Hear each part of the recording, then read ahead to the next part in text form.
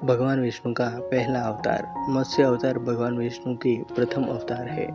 मछली के रूप में अवतार लेकर भगवान विष्णु ने एक ऋषि को सब प्रकार के जीव जंतु एकत्रित करने के लिए कहा और पृथ्वी जब जल में डूब रही थी तब मत्स्य अवतार में भगवान ने उस ऋषि की नाव की रक्षा की। इसके पश्चात ब्रह्मा ने पुनः जीवन का निर्माण किया। एक दूसरी मान्यता के अनुसार एक राक्षस ने जब वेदों को चुराकर सागर की अथाह गहराइयों में छुपा दिया तब भगवान विष्णु ने मत्स्य रूप धारण करके वेदों को प्राप्त किया और उन्हें पुनः स्थापित किया।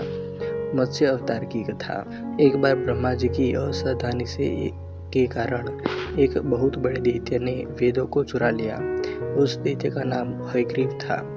वेदों को चुरा लिए जाने के कारण ज्ञान लुप्त हो गया। चारों ओर अज्ञानता का अंधकार फैल गया और पाप तथा धर्म का बोलबाला हो गया।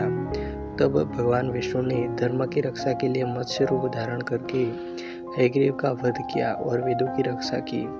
भगवान ने मत्स्य का रूप किस प्रकार धारण किया, इसकी विस्मरणीय कथा इस प्रकार है। कल्पांत के पूर्व एक पुण्यात्मा राजा तप कर रहा था। राजा का नाम सत्यव्रत था। सत्यव्रत पुण्यात्मा तो था ही, बड़े उदार हृदय का भी था। प्रभात का समय था। सूर्योदय हो चुका था। सत्यव्रत कृतमाला नदी में स्नान कर रहा था। उसने स्नान करने के पश्चात जब तर्पण के लिए अंजलि में जल लिया तो अंजलि में जल के साथ एक छोटी सी मछली भी आ गई। सत्यव्रत ने मछली को नदी के जल में छोड़ दिया। मछली बोली, राजन, जल के बड़े बड़े जीव छोटे छोटे जीवों को मारकर खा जाते हैं। अवश्य कोई बड़ा जीव मुझे भी मारकर खा जाएगा। कृपा करके मेरे प्राणों की रक्षा कीजिए। सत्यव्रत के हृदय में दया उत्पन्न हो उठी। उसने मछली को जल से भरे हुए अपने कमंडल में डाल दिया। तभी एक आश्चर्यजनक घटना घटी। एक रात में मछली का शरीर इतना बढ़ गया कि कमंडलू उसके रहने के लिए छोटा पड़ने लगा। दूसरे दिन मछली सत्यव्रत से बोली, राजन, मेरे रहने के लिए कोई दूसरा स्थान ढूंढिए, क्योंकि मेरा शरीर बढ़ गया है। मुझे घूमने फिरने में बड़ा कष्ट होता है। सत्यव्रत ने मछली को कमंडलू से निकालकर पानी से भरे हुए मटके में रख दिया। यहाँ भी मछली का शरीर रात भर में ही मटके में इतना बढ़ गया कि मटका भी उसके रहने के लिए छोटा पड़ गया। दूसरे दिन मछली पुनः सत्यव्रत से बोली, राजन, मेरे रहने के लिए कहीं और प्रबंध कीजिए, क्योंकि मटका भी मेरे रहने के लिए छोटा पड़ रहा है। तब सत्यव्रत ने मछली को निकालकर एक सरोवर में डाल दिया, किंतु सरोवर भी मछली के लिए छोटा पड़ गया। इसके बाद सत्यव्रत ने मछली को नदी में और फिर उसके बाद समुद्र में डाल दिया। आश्चर्य, समुद्र में भी मछली का शरीर इतना अधिक बढ़ गया कि मछली के रहने के लिए वह छोटा पड़ गया। अतः मछली पुनः सत्यव्रत से बोली, राजन, यह समुद्र भी मेरे रहने के लिए उपयुक्त नहीं है। मेरे रहने की व्यवस्था और कीजिए, कहीं और कीजिए। अब सत्यव्रत विस्मित हो चुका। उसने आज तक ऐसी मछली कभी नहीं देखी थी। वह विस्मय भरे स्वर में बोला, मेरी बुद्धि को विस्मय के सागर में डुबो देने वाले आप कौन हैं? मत्स्य रूपधारी श्रीहरि ने उत्तर दिया, राजन, हयग्रीव नामक दैत्य ने वेदों को चुरा लिया है। जगत में चारों ओर अज्ञान और अधर्म का अहंकार फैला हुआ है। मैंने हयग्रीव को मारने के लिए ही मत्स्य का रूप धारण किया है।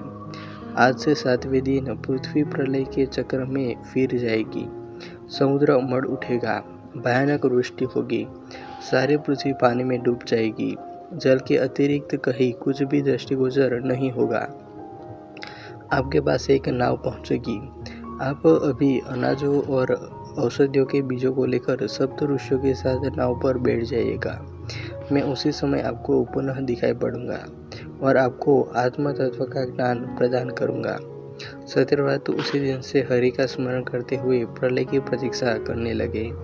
7वें दिन प्रलय का दृश्य उपस्थित हो उठा। समुद्र भी उमड़कर अपनी सीमाओं से बाहर बहने लगा। भयानक वृष्टि होने लगी। थोड़े ही दिन में सारे पृथ्वी जल ही जल हो गया। संपूर्ण पृथ्वी जल में समा गई। उसी समय एक नाव दिखाई पड़ी। सत्यव्रत सप्त ऋषियों के साथ उस नाव पर बैठ गए। उन्होंने नाव के ऊपर संपूर्ण अनाजों और औषधियों के बीज भी भर लिए। नाव प्रलय के सागर में तैरने लगी। प्रलय के उस सागर में उस नाव के अतिरिक्त कहीं भी कुछ भी नहीं दिखाई दे रहा था। सहसा मत्स्य रूपी भगवान प्रलय के सागर में दिखाई पड़े। सत्यव्रत और सप्त ऋषिगण मत्स्य रूपी भगवान की प्रार्थना करने लगे।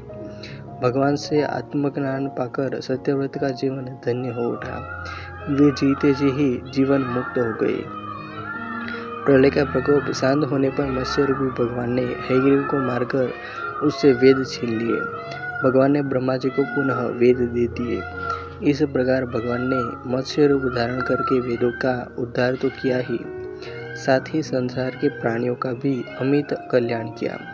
कहानी अच्छी लगी हो तो ऐसी ही और कहानियों के लिए वीडियो को लाइक, कमेंट और शेयर कर दीजिएगा। और चैनल को अभी तक सब्सक्राइब नहीं किया हो तो सब्सक्राइब कर लेना। मिलते हैं और एक वीडियो में। जय हिंद, वंदे मातरम।